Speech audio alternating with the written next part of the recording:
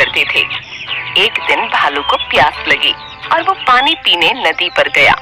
वहाँ उसने देखा कि नदी के किनारे एक बड़े से पत्थर के नीचे एक मगरमच्छ दबा हुआ है और दर्द से चिल्ला रहा है। भालू ने उससे पूछा, मगरमच्छ भैया, ये क्या हो गया? तुम इस पत्थर के नीचे कैसे दब गए? मगरमच्छ ने उत्तर दिया, क्या बताऊं भालू भैया, मैं मछलियाँ खाकर नदी के किनारे आराम कर रहा था। ना जाने कैसे उस बड़ी चट्टान का ये टुकड़ा टूटकर मुझ पर आ गिरा। बहुत दर्द हो रहा है, मेरी मदद करो, इस पत्थर को हटा दो, जिंदगी भर तुम्हारा एहसानमंद रहूंगा। भालू को उस पर दया आ गई, लेकिन उसे डर भी था कि कहीं मगरमच्छ उस पर हमला न कर दे। इसलिए उसने पूछा, देखो मगरमच्छ भैया, मैं तुम्हारी मदद तो कर दूं, लेकिन वादा करो कि तुम मुझ पर हमला नहीं करोगे। हाँ, मैं वादा करता हूँ, मगरमच्छ बोला। भालू मगरमच्छ के पास गया और उसकी पीठ से भारी पत्थर हटा दिया, लेकिन पत्थर के हटते ही मगरमच्छ ने भालू का पैर अपने जबड़े में पकड़ लिया। भालू कराह उठा और बोला, ये क्या भाई, ये तो धोखा है, तुमने तो वादा किया था। छोड़ो मुझे धोखेबाज। लेकिन मगरमच्छ ने भालू का पैर नहीं छोड़ा।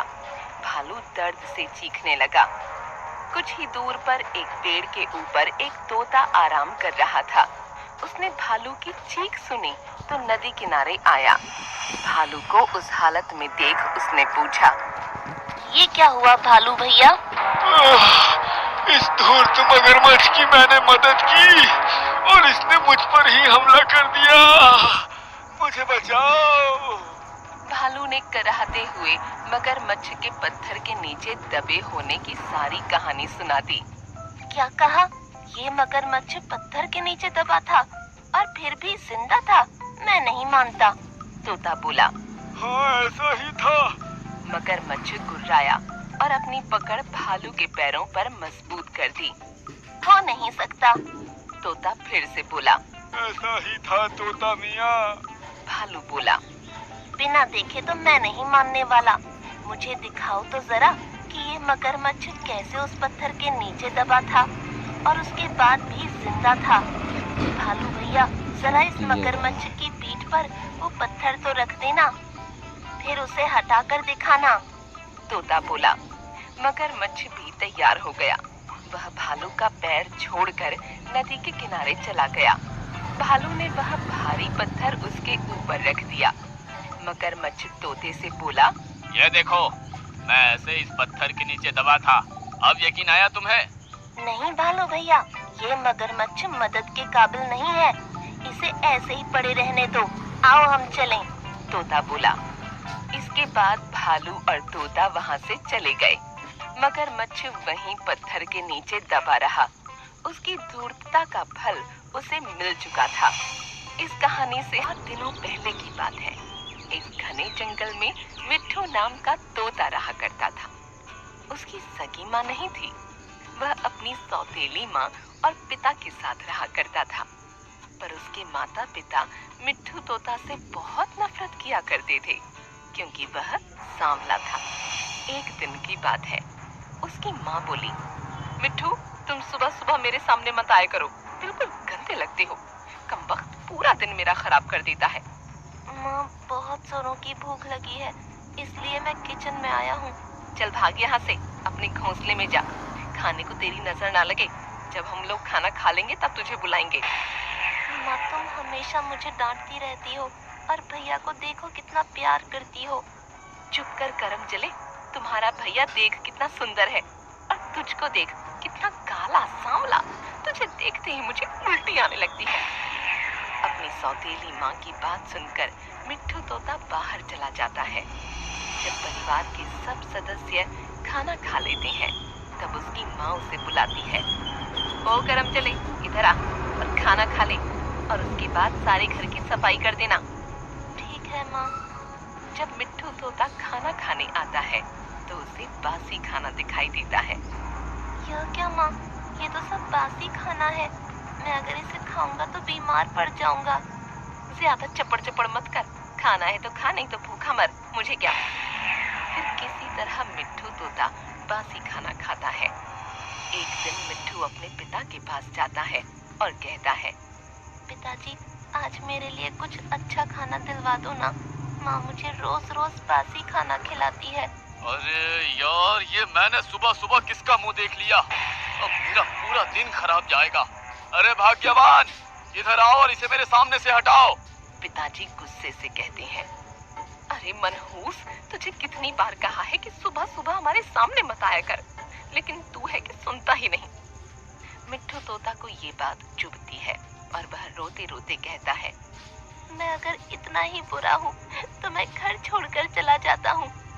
हाँ हाँ चले जा, तेरे जाने से यहाँ किसी को फर्क नहीं पड़ेगा, कम से कम तुझसे छुटकारा तो मिलेगा। माँ मैं भी तुम्हारा ही बेटा हूँ, तुम माँ होकर भी ऐसी बात कैसे कर सकती हो, देखना एक दिन इसी बेटे पर तुम्हें गर्व होगा।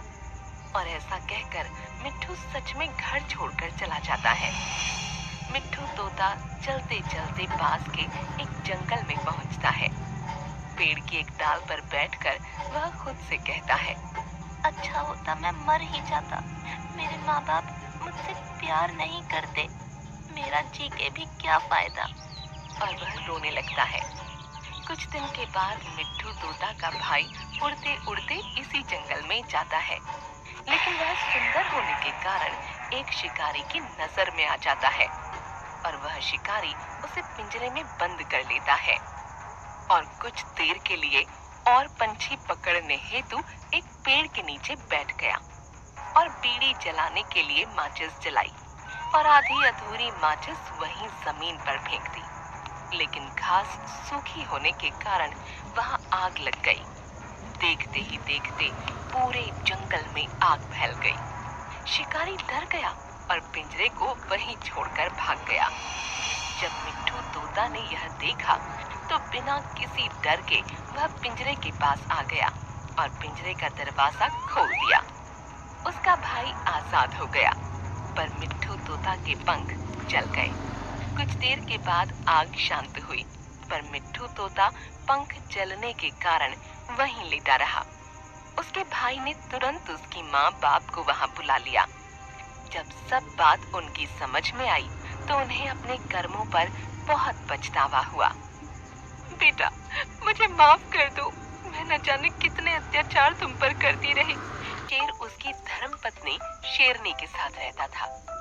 एक दिन शेरनी ने शेर से कहा, देखो जी, तुम्हारी सांस की बहुत बदबू आती है, आप तो मुझसे दूर ही रहा करो, मुझसे ये बदबू बर्दाश्त नहीं होती। शेर को ये सुनकर बहुत गुस्सा आया और कुछ शर्मिंदगी भी महसूस हुई, पर आखिर पत्नी के सामने वो कर भी क्या सकता है। पर अब उसे महसूस होने लगा कि क्या सच में उसकी सांस की बदबू आती है या फिर शेरनी ही झूठ बोल रही है। ये जानने के लिए वह जंगल में चला गया। कुछ दूर चलने के बाद उसे एक बकरी घास खाते दिखाई दी। शेर ने उसे पास बुलाया। बकरी तो शेर को देखकर डर गई, पर शेर ने उसे न मारने के लिए आश्वस्त किया, इसलिए बकरी उसके पास आ गई। ए बकरी, तुम मुझे बताओ कि मेरी सांसों की तुम्हें खुशबू आती है या बदबू?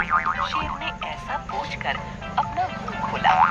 बेचारी बकरी ने सोचा कि शेर को सच में ईमानदारी से जवाब सुनना है, इसलिए बकरी बोली, हाँ महाराज, आपके मुंह से सच में गंदी बदबू आती है।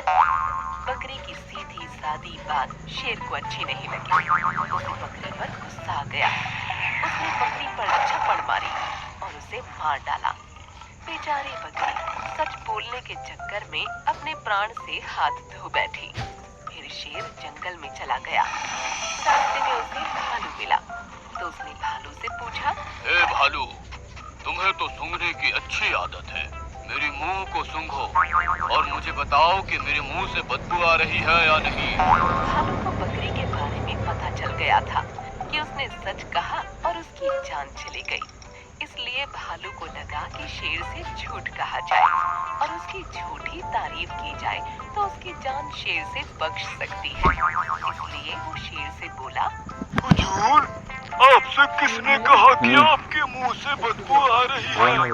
अरे ये तो बड़ी अच्छी खुशबू है, मानो गुलाब के फूल आपके मुंह में हो। शेर को पता था कि भालू झूठ बोल रहा है, इसलिए वह गुस्सा हो गया और भालू पर झपट पड़ा और उसे भी मार डाला। बेचारा भालू झूठ बोलने की वजह से अपनी जान से हाथ धो बैठा। कुछ देर बाद शेर लोमड़ी के पास पहुंचा और शेर ने उससे पूछा, मेरे मुंह को सूंघो और बताओ कि मुंह से बदबू आ रही है या खुशबू? लोमड़ी बहुत होशियार थी, उसे शेर के गुस्से के बारे में भी पता था। इसलिए लोमड़ी ने अपने गले को 2-3 बार साफ किया और साथ में कुछ खांसने का नाटक किया और बोली, महाराज, मुझे माफ कर दीजिए। पिछले कुछ दिन से मुझे सर्दी और खांसी चल रही है, इसलिए मैं कुछ बता नहीं सकती कि मुंह से बदबू आ रही है या खुशबू। मुझे माफ कर दो हुजूर। यह सुनकर शेर ने उसे कुछ नहीं किया और उसकी जान बख्श दी और शेर लोमड़ी को बिना कुछ करे आगे निकल